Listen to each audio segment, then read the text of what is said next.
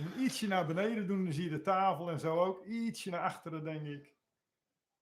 Ja, iets naar achteren, anders komt Jacco niet in beeld. Je bent al live. Ik zoek niet zo uit. Oké.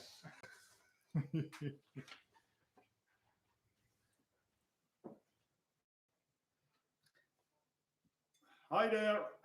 Welcome at Rikkers Guitar. Welcome at the little Luthier's dinner here at Rikkers Guitars.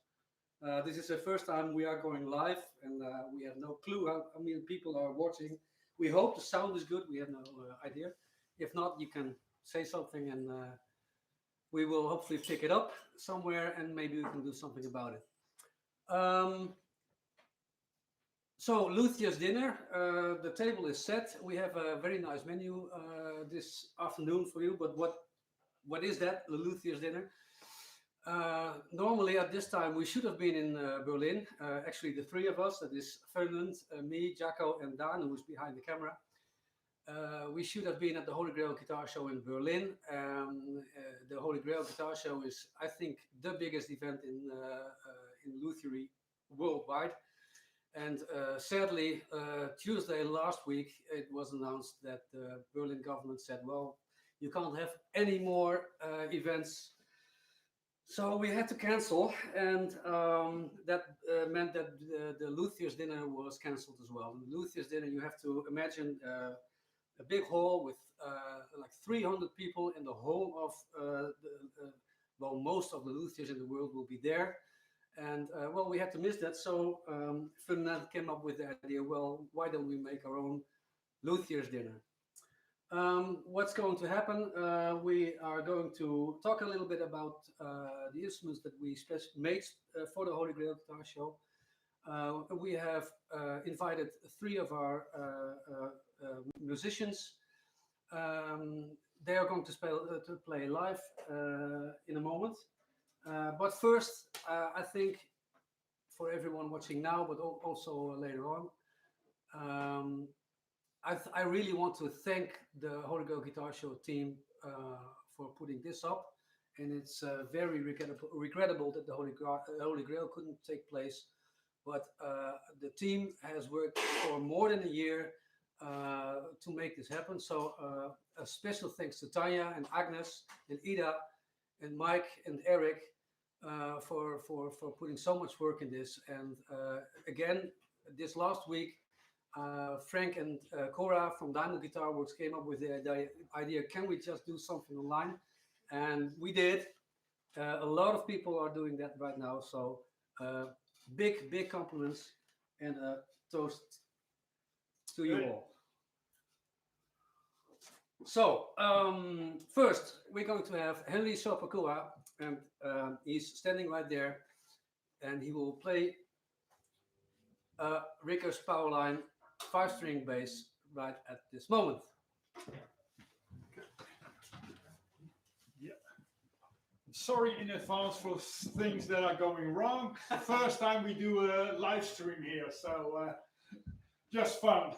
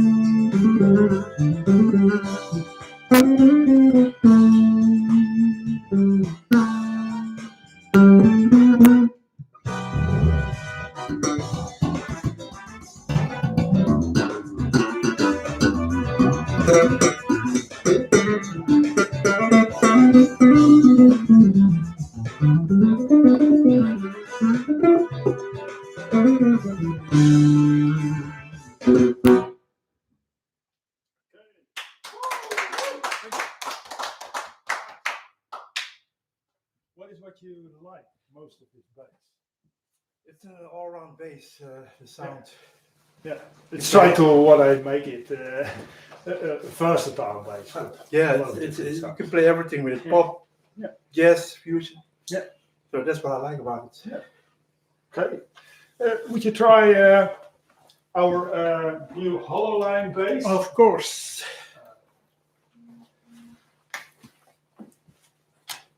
It's a 4-string. You need the strap. Yes, please.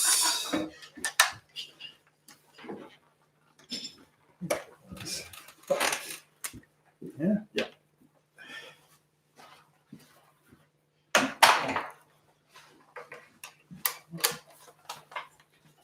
This is a very low weight bass. It's completely hollow inside. With, 2 sew bars in it. Rikkers ceramic sew bars in it. Very nice black limba top on it. Zericot fingerboard, and the back is the body is from ash, swamp ash, and the neck is big leaf maple. You can see nice. We have the enclosure of the electronics. You can get it out very easily, get it in back also very easily, and it's really cut out of the body. The piece of wood there, it's the same wood. Yeah. Could you give us some sounds? Sure.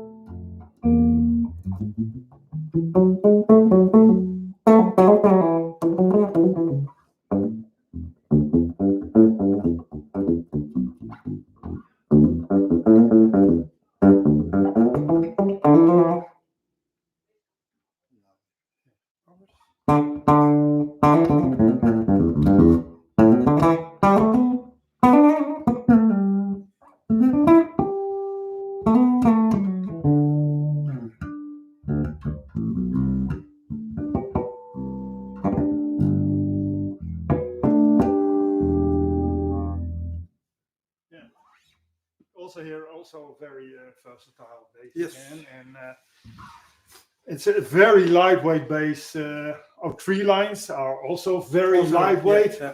But this is almost the same. This is a 4-string bass, only weighs 2,950 grams, so it's reasonable light. Good for your shoulders. Yeah. If there are any questions or something, ask, and in the Q&A we'll give some answers on things you wanted to know.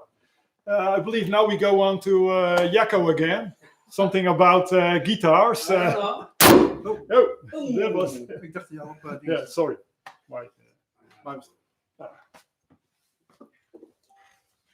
Thank you. Yes. Yeah. Also, thanks to Mark van der Klaaij for the amps. Yeah.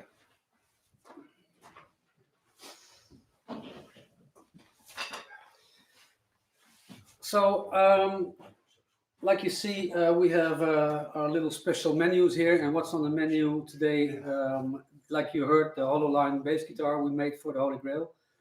And I made a new curved hybrid line guitar for the Holy Grail Guitar Show, which was meant to be on a table in Berlin, and now it's hanging here. I want to talk a little bit about the guitar, and then later on David will play it together with his bass guitar player, who's also here. By the way, we are in the Netherlands, we are allowed to visit places, and since we also have a repair shop, people have been coming to the shop the past 6 weeks. We did put a line in place where people stayed behind, and also today we're keeping our social distancing. The bass player of Eisenhower, who's going to play later on, he is both David and him are working in care, so they are really careful about keeping their distance to other people, including us. So about the guitar, as you can see, it is the hybrid line, which has the. I'm going to take it off so I can show it. The hybrid line is a guitar which is very lightweight. The features that we made are the round neck joint here, and what I really like about is this curvy wave. But this guitar is also special because for the first time I was able to make it round all over and on the back side as well. This guitar weighs 2.2 kilograms, and for a complete guitar, that is, I think for me, it's a record. The Treeline guitar is a little bit lighter, but that's only holes, basically. So I made this guitar for a customer of mine who is an architect, and when we started the first hybrid lines, he and me both did a lot of work together on how the guitar should look. And for every hybrid line, we make a different sound hole. And this is his own design. He really wanted to have this one in. And a few years ago, I made a baritone hybrid line guitar for him with a beautiful walnut top. And I saved some of the wood of that top, and I was able to put it in here. So there's an extra sound hole. And maybe you can see, this is just the hole which was in the wood originally. So what for me makes the hybrid lines special is that they are both acoustic and electric guitars. The focus is on electric because the top is not is not completely loose from the side, so it's not on the acoustic guitar, but it's completely hollowed out, and you can hear that. And I also place a pickup system inside the wood, which completely works with the electric, the magnetic pickups. And so you really get a hybrid sound, a dual sound with the magnetic pickups and the acoustic system at once. So we're going to hear this guitar later on. And now it's time for David to play a number from Joe Satriani. He's going to play it on a Super Strat, a classic line Super Strat I made for him, I think a year ago, maybe a bit more. But I have to call him from the workshop first because he's still involved talking to Fernand over there.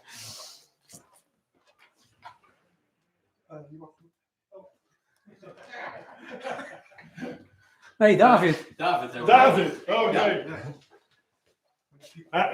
Geef maar. Ja, het is jouw tijd. Oké, wat gaan we doen? Ja, jij gaat Satriani Satriani spelen. spelen.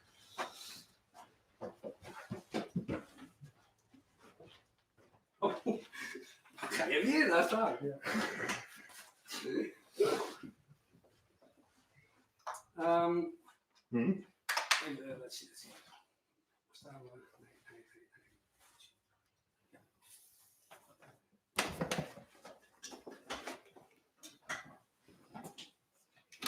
Oh.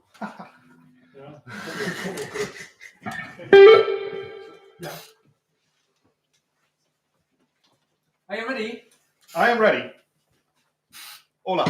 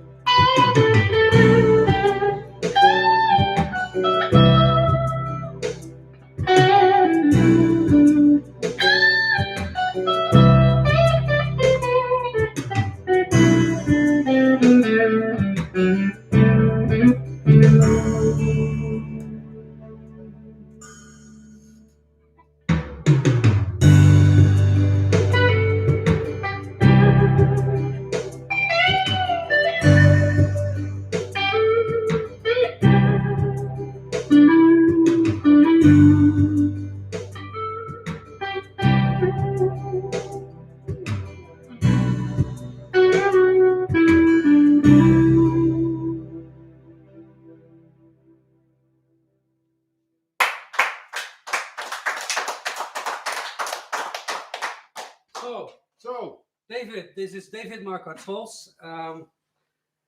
David came to our shop a few years ago with a question, hey, maybe it's time for me to order a guitar.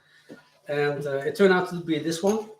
And you could say, well, this is a Strat-like guitar. We call it the classic lines. Of course, it has a very different shape than what you would call a Fender guitar. But why would you come to us and order a custom-made guitar?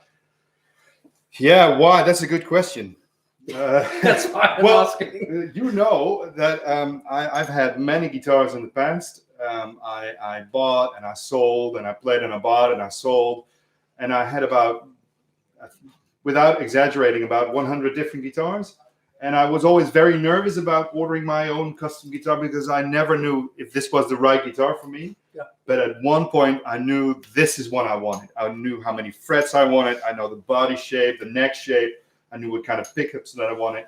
And then I thought it was time for me to take the gamble. Okay. And so you and I started the whole process, and it turned out to be this magnificent instrument. And I do not regret it one single second. This is the best guitar I've ever owned. Thank you. It's true, though. What occurred to me was that you have put a lot of trust in Rikkers guitars, because even before the guitar was finished, you said, could you do me a favor and put this little thing in? And I believe that this is what you call fossil. A fossil, yeah. A fossil which you share with your wife. Yeah. She has the other half. Yeah, we both have one half of this fossil. And it's actually a 160 million year old fossil. And well, Jacco said to me, like, you have to personalize your guitar. You have to put something in that is you. So I thought, and this is actually her piece, by the way. It's actually her piece. You get your own piece. So she's got mine. So, but this one turned out to be better looking this way in the guitar. Yeah.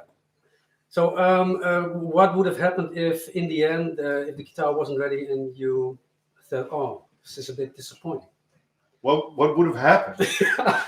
I would have been disappointed. I don't know. I don't know what else. Thank God it No, did. but it worked out It worked. exactly the way I wanted. Yeah. Okay, that's good to know. David's going to play a little bit more than on the hybrid line guitar in a while. I think now it would be a good time to address some answers. People have been asking questions on Instagram this morning already, and it might be a good time to join that, to come and ask Dan to come here.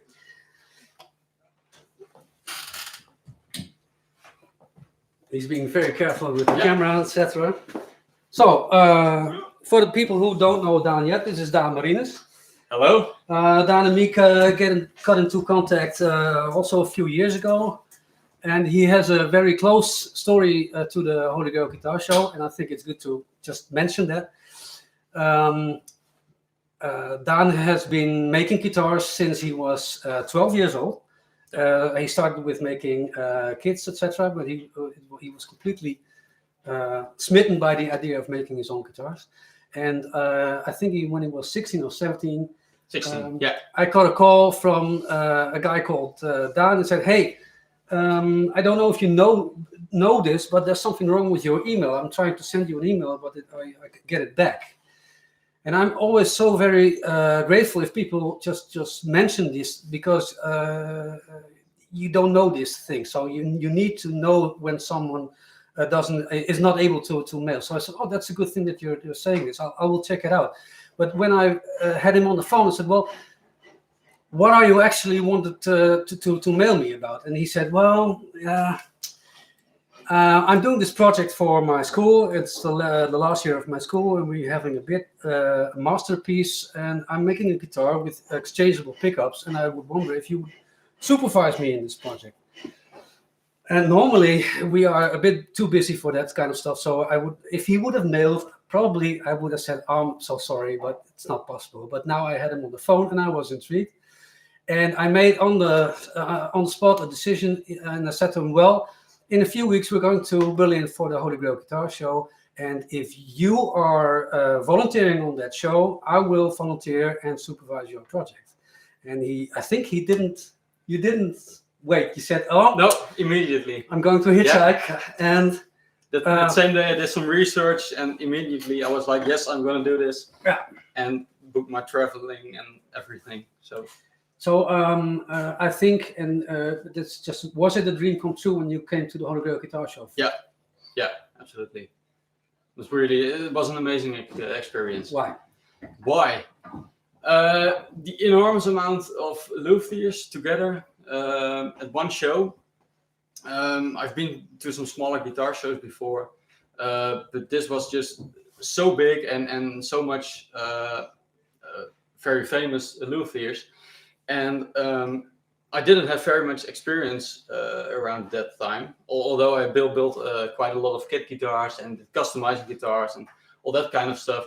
The building part, I had just built my first guitar from scratch, and the second one was the one was gonna build for that masterpiece project.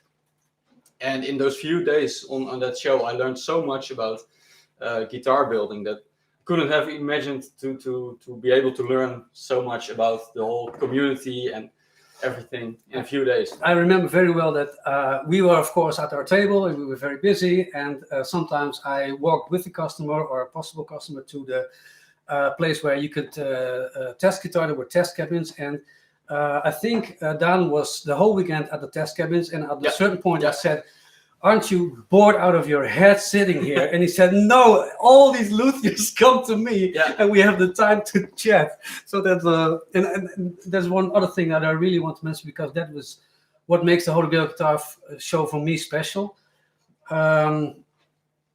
I have been working in the show team in 2016, so I knew a lot of stuff of what was going on at the backside, and there were, even in 15 and 16, a lot of people who want to make guitars, and they are not directly interested in buying a guitar on the show, but they want to know how people are making them. And so we thought we should address that somehow. So we offered people who want to do this to volunteer for the show, and we made a special session on Sunday morning. And one of the guys who volunteered to be at that session was Uli Teufel. And Uli Teufel is someone who's always been an inspiration to us. When I was a young luthier, I went together with Ferdinand and Jeroen to the Frankfurter Messe. And the moment I saw one of Teufel's guitars there, it was like, holy, okay. And so this Sunday morning, I was sitting there and I watched all these younger guys, and they were talking to Uli, and he tried to help them with design questions. How do you do stuff? How do you approach stuff? And to me, that was one of the big things about Holy Grail Guitar Show, that you have these people coming together, be it at the Luthier's dinner or in the show itself. There's an almost immediate connection between people who make guitars and also people who want to buy guitars made of people who make guitars. So for me, it was really what the Holy Grail was all about, and we're really going to miss that. So, Dan, thank you. I should say Dan is volunteering now as well. He's keeping track of all the Instagram posts, and he's helping here out, of course.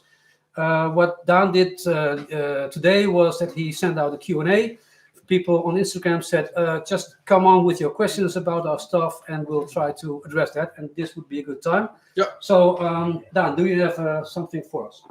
Yeah, I have a good question for Ferdinand. Okay. About the Treeline. Yeah. Let's have a look. This is a Treeline model we make. And I got the question, when and how was the Treeline concept born? So I think you can explain something about that, because the Treeline is on social media. It's a really popular guitar, and people like the design and the unique carving of it a lot. So explain something about it. I think I got the idea just before I fell asleep at 1 o'clock in the night or something. Okay. I was thinking about making basses lighter, because if you're standing and playing all evening with a heavy 5-string bass around your neck, you really feel it on your shoulders and your back and everything. And I was planning to make more instruments lightweight. And the other thing is, I like to do things that are different. I don't like to make all the time copies of other things or something.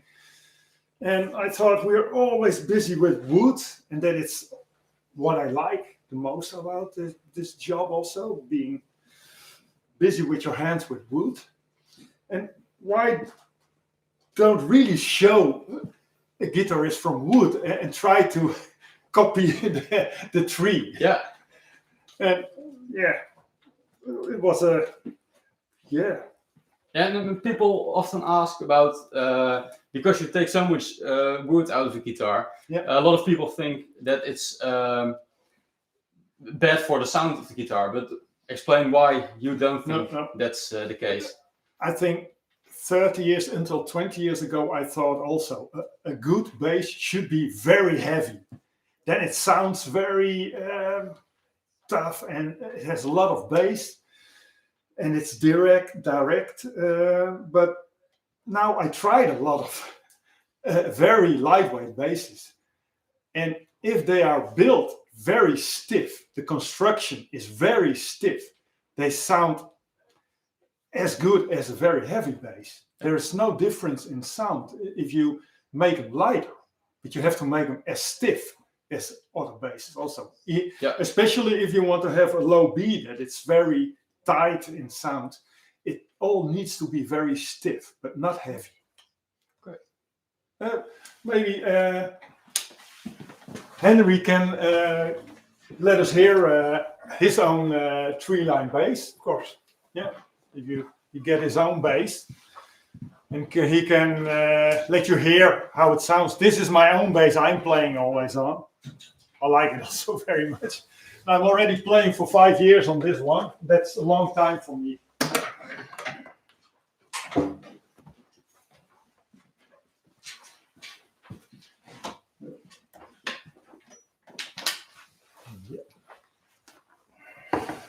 In the wrong one. Oh. It doesn't work if you put it in the jack output.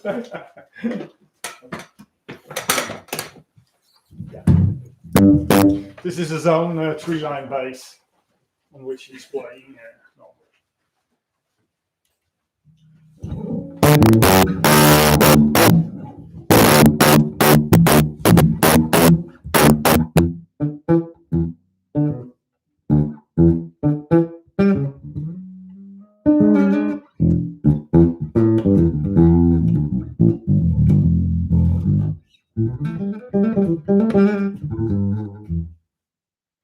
As you can hear, it has a very good low end sound also. You would think a light bass doesn't have a good low end, but it has a good low end. A lot of body. Yeah, a lot of body in it.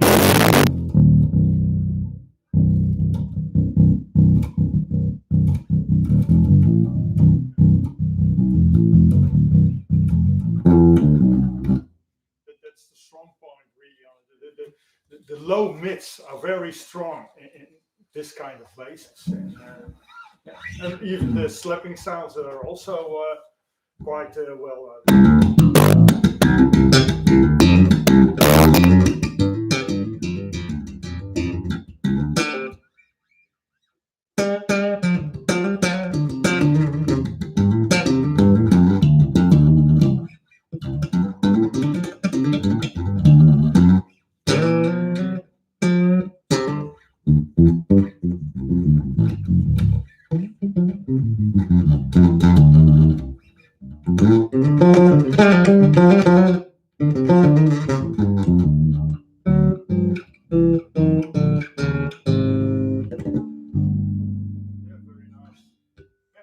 As you can hear, it has good low ends and everything, so you don't lack anything in sound if you make a lighter bass. Yeah.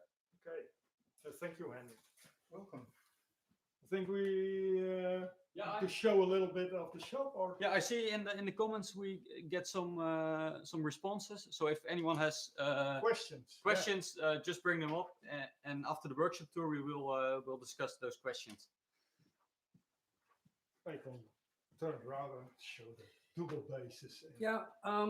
In our little program, now it was time for a little workshop tour in the showroom tour.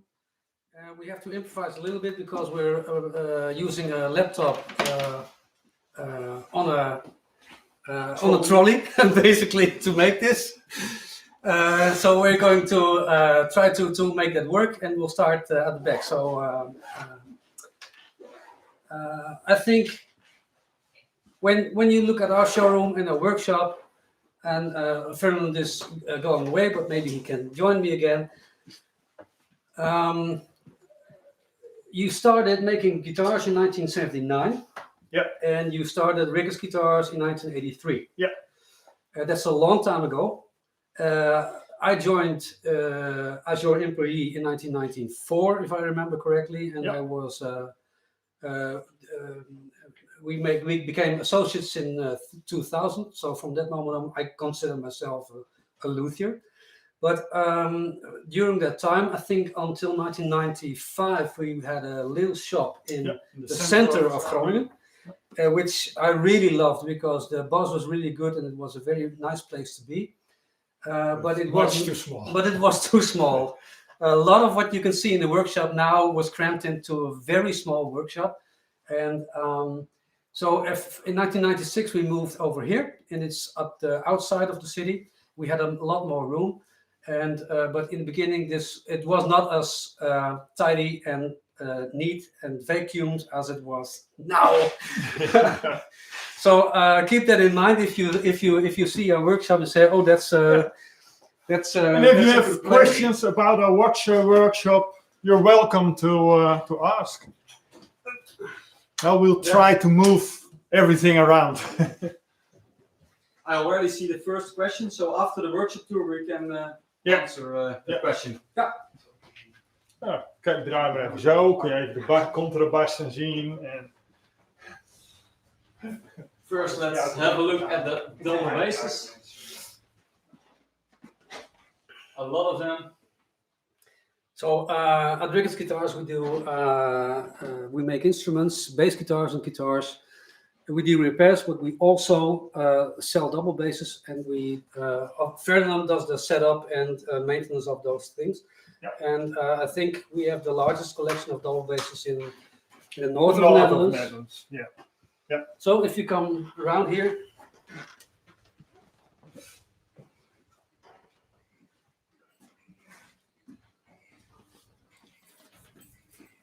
you would say, but this is Zwolle. And this is also local. We bought it in Zwolle. I'm not sure if we are able to make this loop, but maybe we can give it a try. You showed a little bit at least. So what you're looking at now is our little rehearsal place. We have got all kinds of amps lined up here, so people can use it and try their instrumental or ours.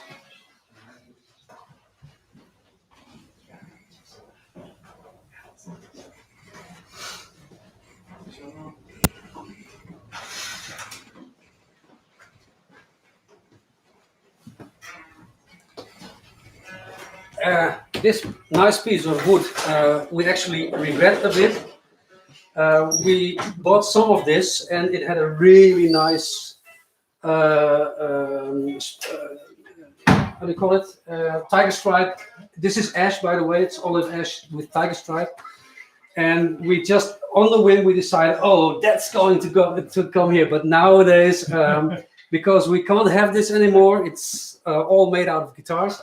And we are actually thinking of putting it down and making some guitars out of it. Yeah, come on.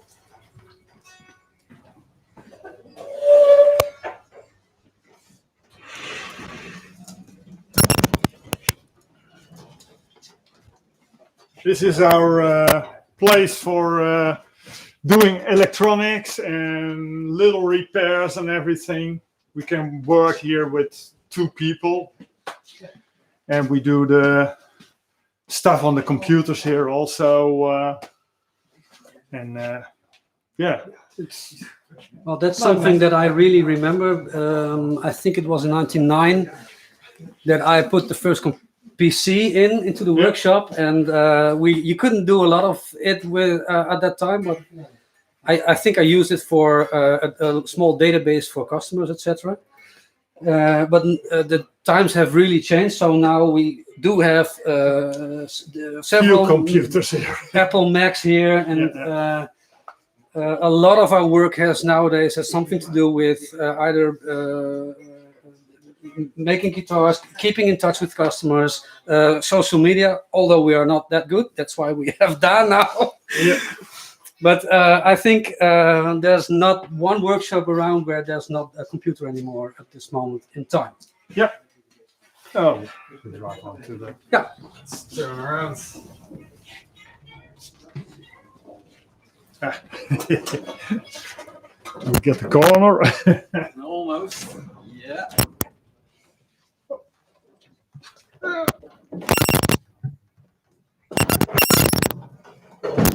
Sorry for the noise.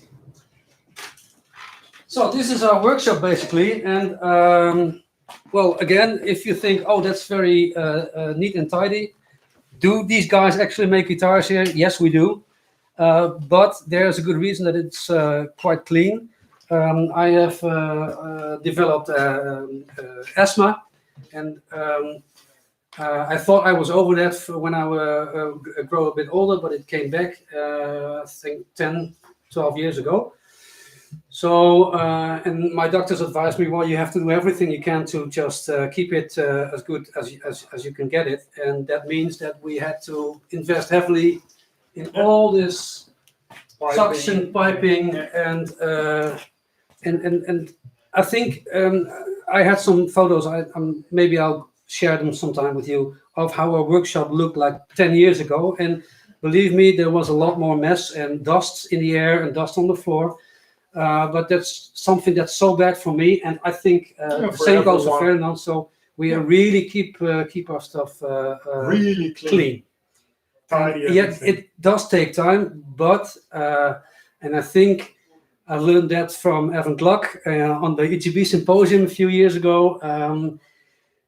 Tidying up after a repair or a job, that is something that will cost money too, and it belongs to the job. So if you clean up after your job, it is not something that is that you do it for yourself, but you really should take that into the time that you think a job will going to cost you.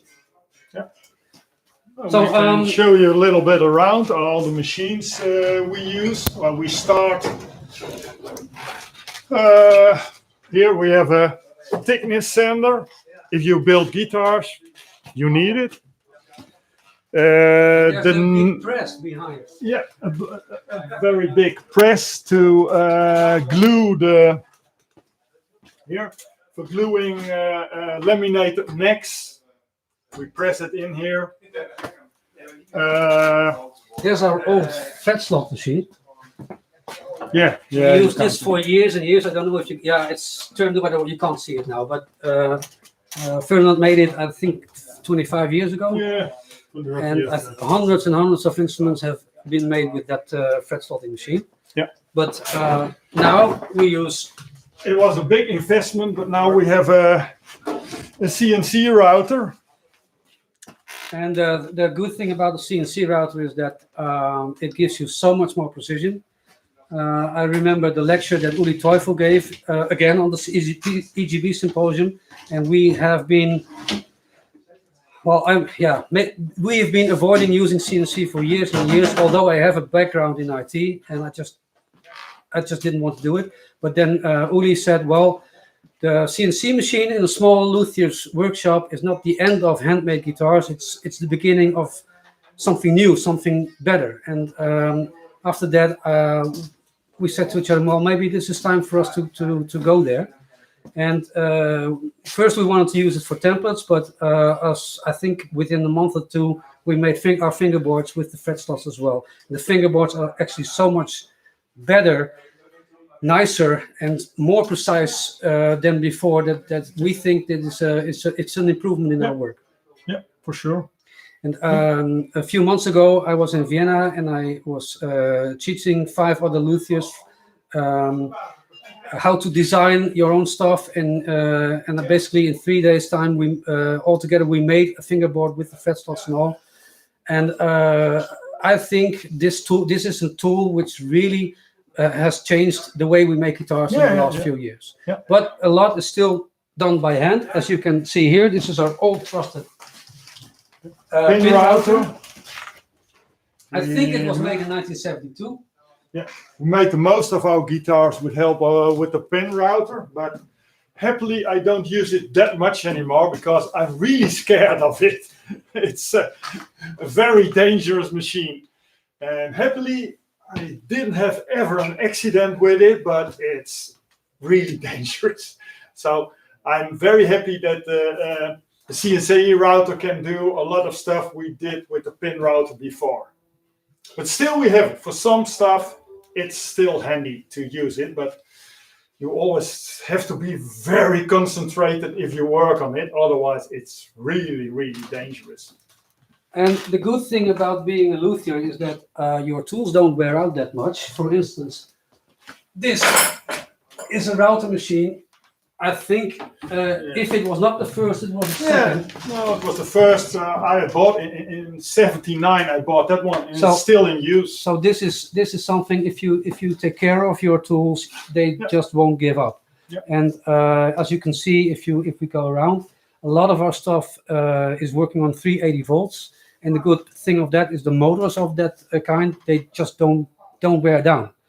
And but it's not only the 380. The normal tools, if you buy good tools, okay, it is an investment, but if you think, okay, I'm going to make guitars for the rest of my life, just buy the best you can afford, basically, because you will regret it later on.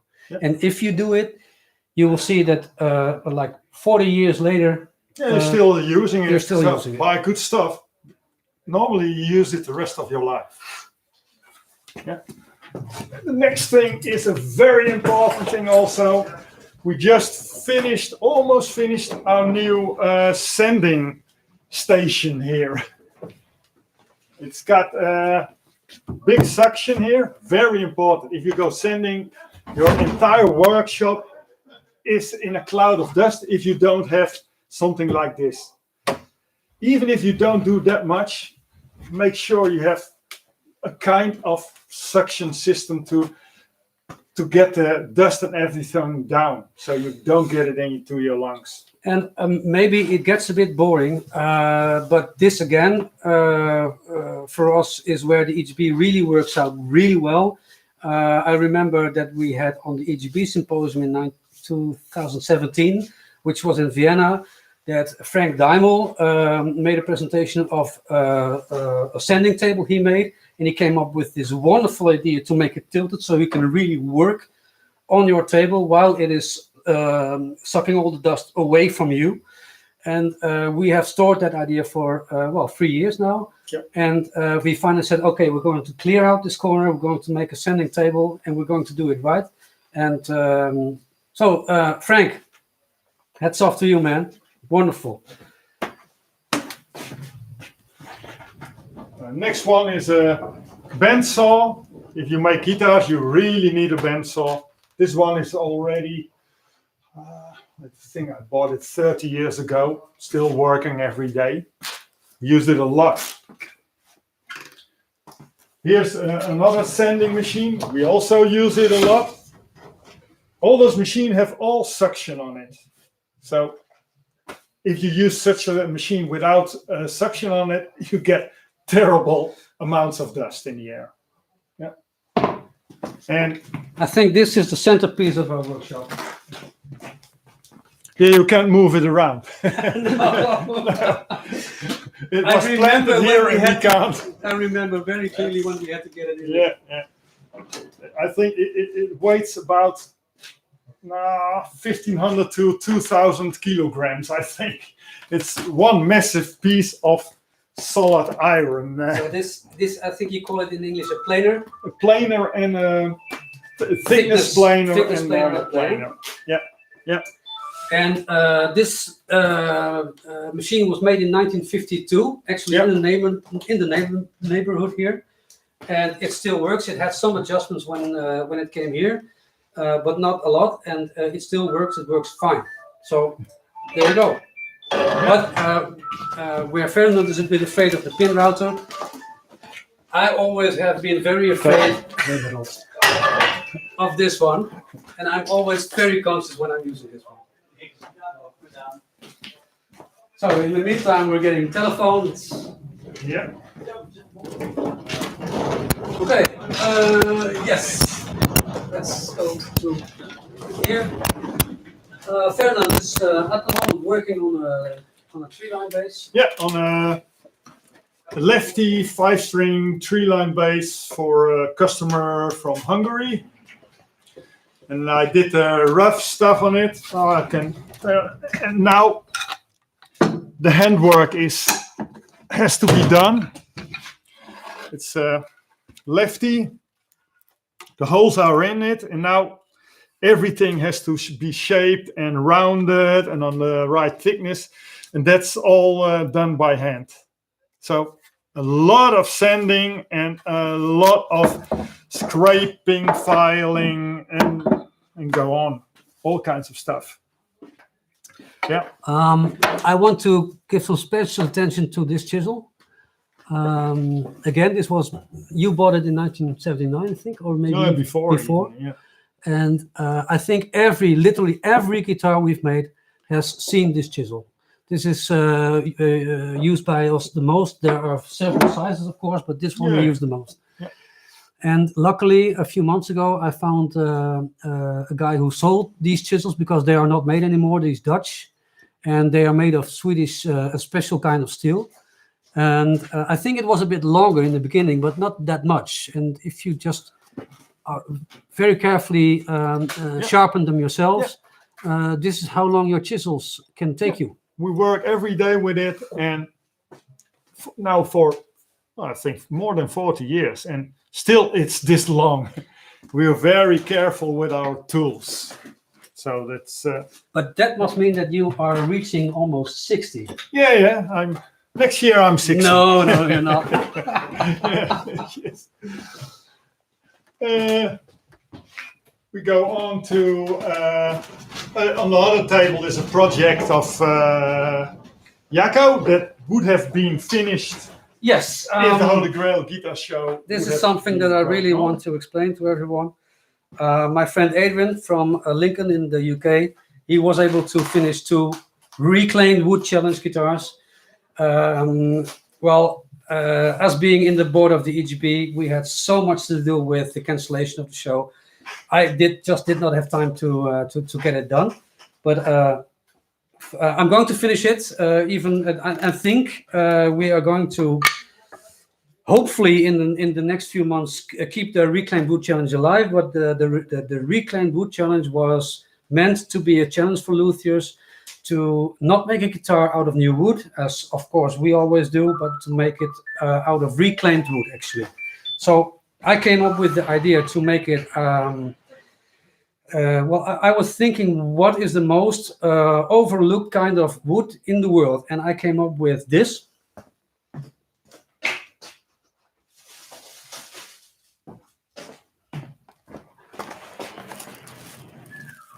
Coffee sticks. Coffee sticks are made of steamed beech, and this is prime quality wood. And it has to be because people stick them in their mouth, and the beech has the tendency not to chip. They're not coming any splinters out of the wood. So I thought I'm going to try to make a guitar out of ice sticks and coffee sticks.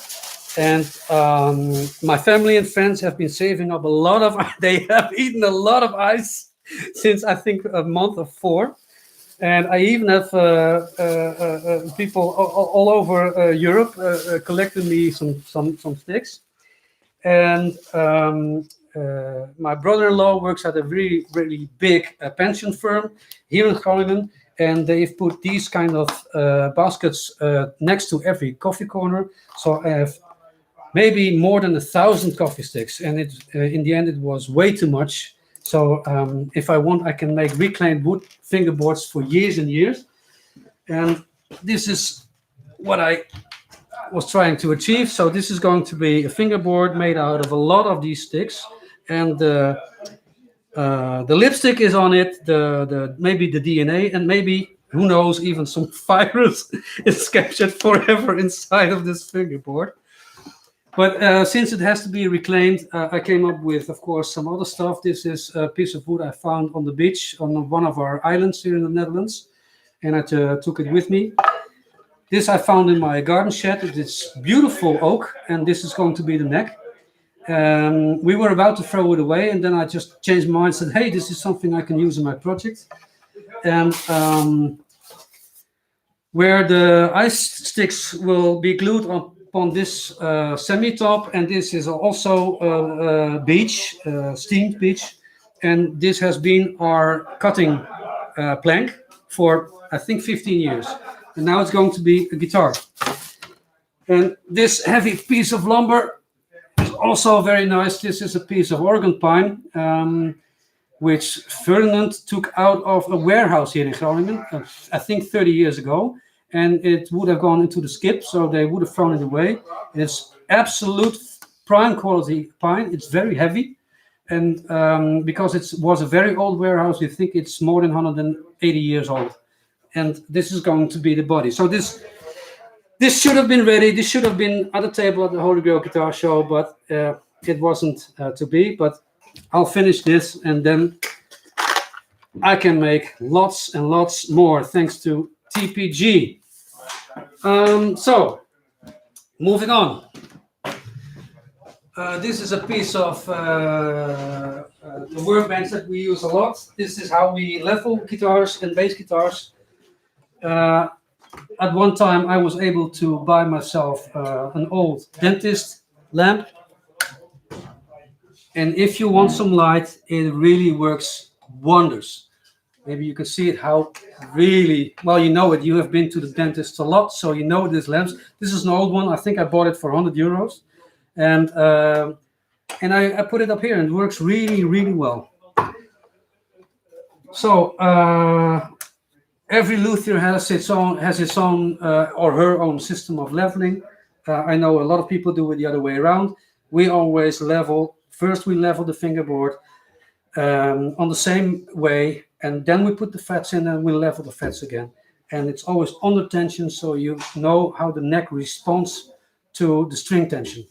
And these are actually one of the things that we as Rikkers guitars can say, well, if you order a Rikkers guitar, you have a guarantee, which basically that is going on as long as we live, because we know there's nothing that can go wrong, basically, because we really take the time to make it right. Don't know if any of you has ever seen the video my friend Yuaru Okanga's made on YouTube, where he talks about the cost of a custom-made handmade guitar, and he explains that these are the things that really take time. And actually, a lot of our customers, they buy a Gibson or Fender or a Yamaha, I don't care what kind of guitar, and even if it's brand new, they bring it in so it gets leveled here, so they know it's done well, because factories are just not able to do it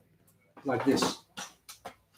So maybe we can have a small look at our last thing in the workshop. That is our wood storage.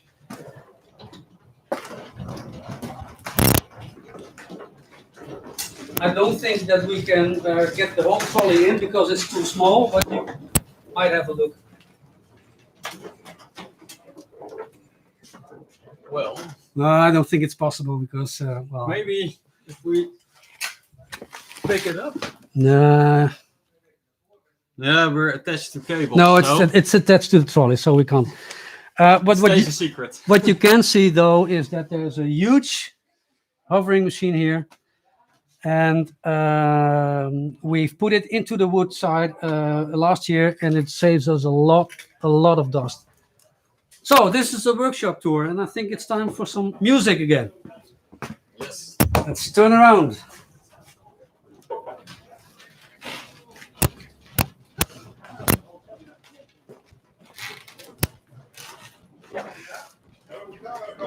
Ja, de camera komt eraan. Check maar even hoe hard je staat. Ook even over de hobbel. Ja.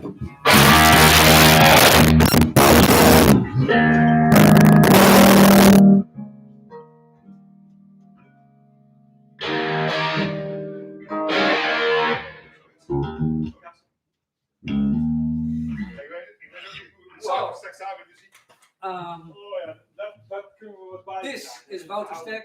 This is David Marquardt. They play in the band Eisenhower. I think it's Played. Is it over? It is over. The Eisenhower adventure is over. But the music is still. Eisenhower you can find on Spotify, YouTube. It was a really good band. Here's the bass player, here's the guitar player, and they will play Over and Out. Oh, Rikkers guitars, of course. Yeah. Rikkers guitars.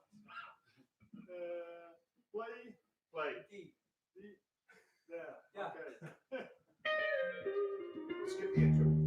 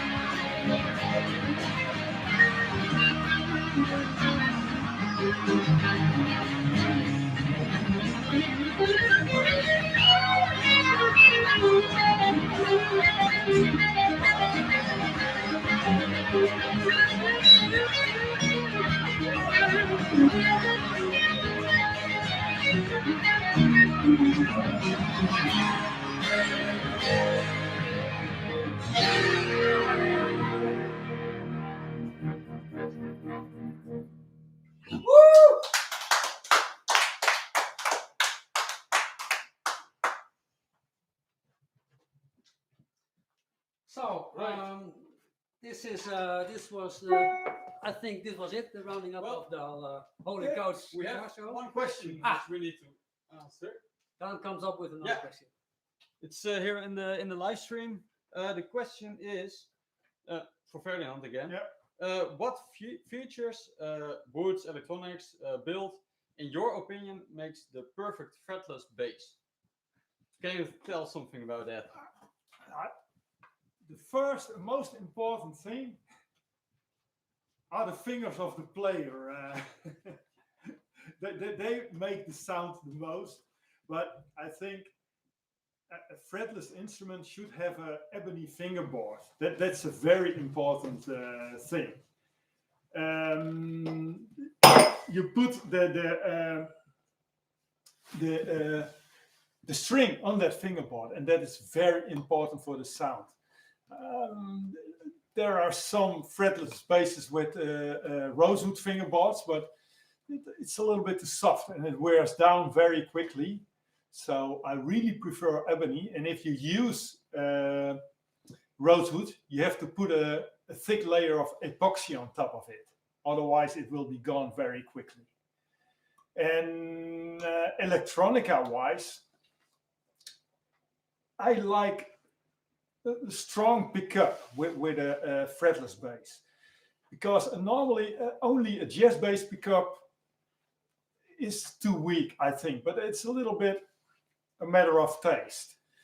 If you want to use on a fretless bass the pickup quite close to the bridge, and then you need a little bit more powerful pickup. So I, for myself, like more a soap bar pickup on a fretless bass on the bridge. Then you can use the bridge pickup on its own, and that is the sound I like the most on a fretless bass. But again, it's a little bit a matter of taste. You can't say what is the best. You can talk to people and find out which sound they want. And probably for everybody, it's a little bit different. And I like some active tone controls on a fretless bass, but that is not a must. That's, again, a question of taste. The most famous fretless basses are the Fender Jazz basses made fretless, where Jaco Pastorius played on.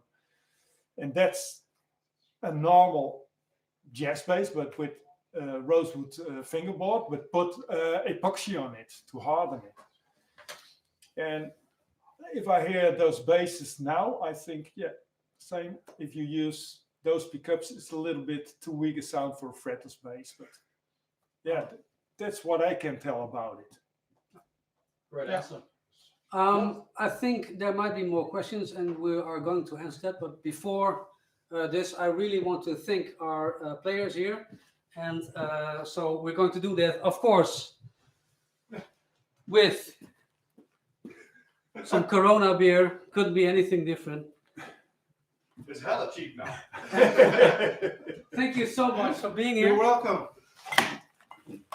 Thank you so much. The real deal. Thanks. This is how we want to get paid. Well, I'm afraid this is the only way we're getting paid in this whole Corona crisis, because I think that is something that we have to address here as well. And we are experiencing this in our workshop and in our store. The musicians at this moment have a really hard time. A good friend of ours is like these guys are playing people. They, of course, they also teach, but they really need the gigs. And through the whole world, that's at this moment just not happening. So a lot of musicians don't have a really good time at the moment. So thank you so much that you want to be here.